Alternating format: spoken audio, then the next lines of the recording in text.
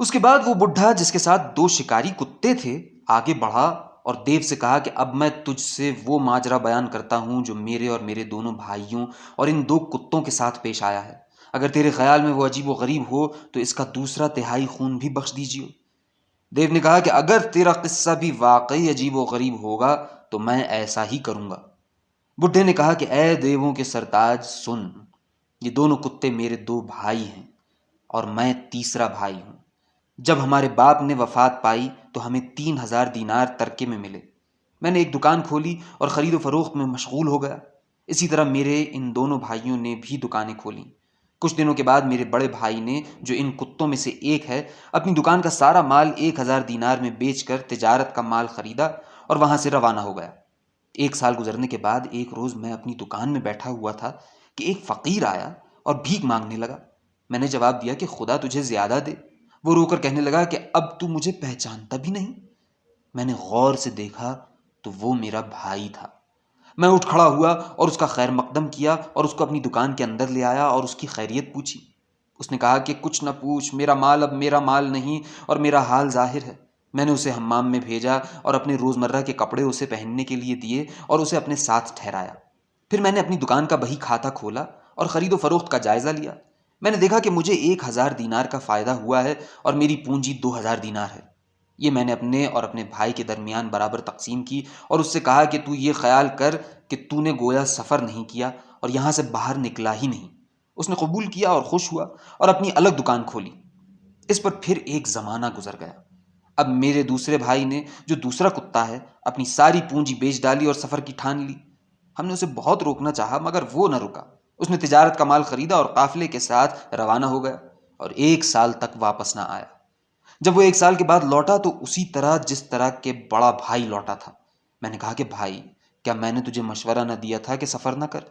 وہ رونے لگا اور کہا کہ یہ قسمت کی بات ہے، اب تو میں فقیر ہو گیا ہوں، میرے پاس 1 درہم بھی نہیں اور میں ننگا ہوں، میرے پاس پہننے کے لیے 1 کرتا تک نہیں۔ اے دیو، میں اسے حمام میں لے گیا اور پہننے کے لیے اپنے روزمرہ کے کپڑے دیے اور اسے اپنی دکان میں لایا اور ہم دونوں نے ساتھ بیٹھ کر کھایا پیا۔ اس کے بعد میں نے کہا کہ بھائی، میں ہر سال آخر میں ایک بار اپنی دکان کا حساب کرتا ہوں۔ میرے پاس اصل سے جتنا زائد ہوگا اسے اپنے اور تیرے درمیان تقسیم کر دوں گا۔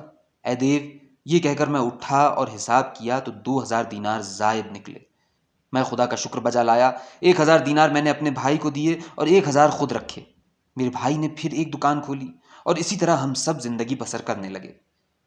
پھر ایک زمانے کے بعد دونوں بھائی میرے پاس آئے اور کہنے لگے کہ چلو ہم سب سفر میں چلیں۔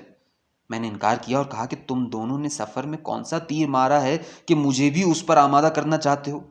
میں نے ان کی بات نہ مانی اور ہم تینوں اپنی اپنی دکانوں میں خرید و فروخت کرتے رہے۔ ہر سال وہ مجھے سفر کی ترغیب دیتے تھے اور میں راضی نہ ہوتا تھا، یہاں تک کہ 6 سال گزر گئے۔ اب میں نے ان سے سفر کا وعدہ کر لیا اور کہا کہ بھائیو، چلو میں تمہارے ساتھ چلتا ہوں، لیکن پہلے دکھاؤ کہ تمہارے پاس کتنا مال ہے۔ معلوم ہوا کہ ان کے پاس کچھ بھی نہیں، وہ سب کچھ فضول خرچی میں گنوا چکے ہیں، کیونکہ وہ دن رات کھانے پینے اور عیاشی میں مشغول رہتے تھے۔ میں نے ان سے اس بارے میں کچھ نہ کہا بلکہ اپنی دکان کا حساب جانچا اور سارا مال نکالا تو 6000 دینار نکلے۔ اس پر میں بہت خوش ہوا اور اس کے 2 حصے کیے اور ان سے کہا کہ ان 3000 دینار سے ہم تجارت کریں گے۔ باقی 3000 دینار میں نے زمین میں گاڑ دیے تاکہ اگر میرا حال بھی انہی کا سا ہوا تو واپس آ کر ہم سب اپنی اپنی دکانیں پھر کھولیں گے۔ اسے سب نے منظور کیا اور میں نے دونوں بھائیوں کو 1000 دینار سپرد کر دیے اور خود 1000 دینار اپنے پاس رکھے۔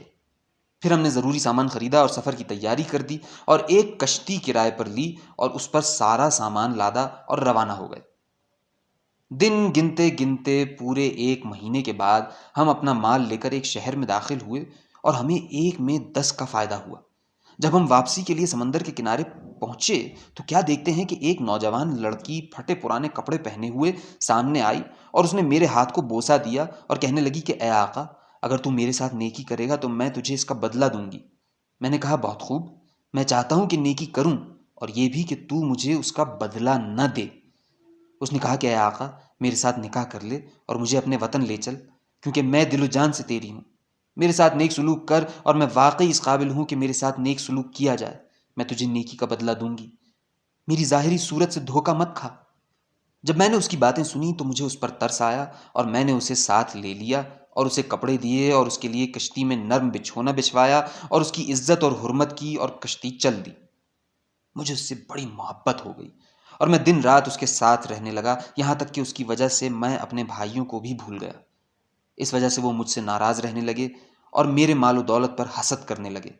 اب وہ اس فکر میں ہوئے کہ کسی طرح میرے مال کو اپنے قبضے میں لائیں، اور وہ آپس میں مجھے قتل کرنے اور میرا سارا مال لے لینے کے بارے میں کانا پھوسی کرنے لگے، اور یہ ٹھان لی کہ وہ مجھے قتل کر ڈالیں اور میرا سارا مال دبا بیٹھیں۔ اس فعل کو شیطان نے بڑی خوبصورتی کے ساتھ ان کے سامنے پیش کیا۔ ایک بار جب انہوں نے دیکھا کہ میں اپنی بیوی کے ساتھ سو رہا ہوں تو انہوں نے ہم دونوں کو اٹھا کر سمندر میں پھینک دیا۔ جب میری بیوی کی آنکھ کھلی اور اس نے ادھر ادھر دیکھا تو وہ جن بن گئی اور مجھے اٹھا کر ایک جزیرے میں لے آئی اور خود تھوڑی دیر کے لیے غائب ہو گئی۔ دوسرے دن صبح کو وہ لوٹی اور کہنے لگی کہ میں تیری لونڈی ہوں، میں ہی تجھے اٹھا لائی ہوں اور خدا کے حکم سے تجھ کو قتل ہونے سے بچایا ہے۔ سن، میں جن ہوں، میں نے تجھے دیکھا تھا اور تجھ پر عاشق ہو گئی تھی۔ میں خدا اور اس کے رسول پر ایمان رکھتی ہوں، یہی سبب ہے کہ میں تیرے پاس اس بھیس میں آئی تھی جس میں تو نے مجھے دیکھا تھا اور تیرے ساتھ نکاح کیا تھا۔ دیکھ، اب میں نے تجھے ڈوبنے سے بچایا ہے اور تیرے بھائیوں سے سخت ناراض ہوں اور ان کو بے مارے نہ چھوڑوں گی۔ جب میں نے اس کی باتیں سنی تو مجھے سخت تعجب ہوا اور میں نے اس کا شکریہ ادا کیا اور اس سے کہا کہ میرے بھائیوں کا قتل کرنا ٹھیک نہیں۔ پھر میں نے اسے سارا ماجرا بیان کر دیا جو میرے اور ان کے درمیان پیش آیا تھا۔ جب اسے سب باتیں معلوم ہو گئیں تو اس نے کہا کہ میں آج ہی رات اڑ کر ان کے پاس جاؤں گی اور ان کی کشتی کو ڈبو دوں گی اور ان کو مار ڈالوں گی۔ میں نے کہا تجھے خدا کی قسم ایسا مت کر، کیونکہ مثل ہے کہ اے نیک کردار بد کردار کے لیے خود اس کی بد کرداری کافی ہے، اور وہ تو بہرحال میرے بھائی ہیں۔ اس نے کہا کہ خدا کی قسم میں ان کو بے مارے نہ چھوڑوں گی۔ میں نے آہستہ آہستہ اس کا غصہ ٹھنڈا کیا اور وہ مجھے لے کر اڑی اور میرے گھر کی چھت پر لے جا کر اتارا۔ میں نے دروازے کھولے اور جو زمین کے نیچے دفن کرایا تھا اسے نکالا اور لوگوں سے صاحب سلامت کی اور اپنی دکان پھر کھولی اور اس کے لیے مال خریدا۔ عشاء کے وقت جب میں اپنے گھر واپس آیا تو کیا دیکھتا ہوں کہ یہ دونوں کتے میرے گھر میں بندھے پڑے ہیں۔ جب انہوں نے مجھے دیکھا تو اٹھ کھڑے ہوئے اور رونے اور مجھ سے چمٹنے لگے۔ مجھے تو کچھ پتا نہ تھا، لیکن میری بیوی نے کہا کہ یہ تیرے بھائی ہیں۔ میں نے پوچھا کہ ان پر یہ جادو کس نے کیا؟ اس نے جواب دیا کہ میں اپنی بہن کو بلا کر لائی تھی، اس نے جادو کیا ہے اور یہ 10 سال سے پہلے چھٹکارا نہ پائیں گے۔ اب 10 سال ہونے کو آئے ہیں اور میں اس کے پاس ان کے چھٹکارے کے لیے جا رہا تھا کہ یہاں میں نے اس جوان کو دیکھا اور اس نے مجھے اپنا ماجرا سنایا، اور میں ٹھہر گیا کہ دیکھوں تو کہ تیرے اور اس کے درمیان کیا پیش آتا ہے۔ یہ ہے میرا قصہ۔ یہ سن کر دیو نے کہا کہ یہ قصہ واقعی عجیب و غریب ہے، اور میں تیری خاطر اس کا 2/3 خون اور گناہ معاف کرتا ہوں۔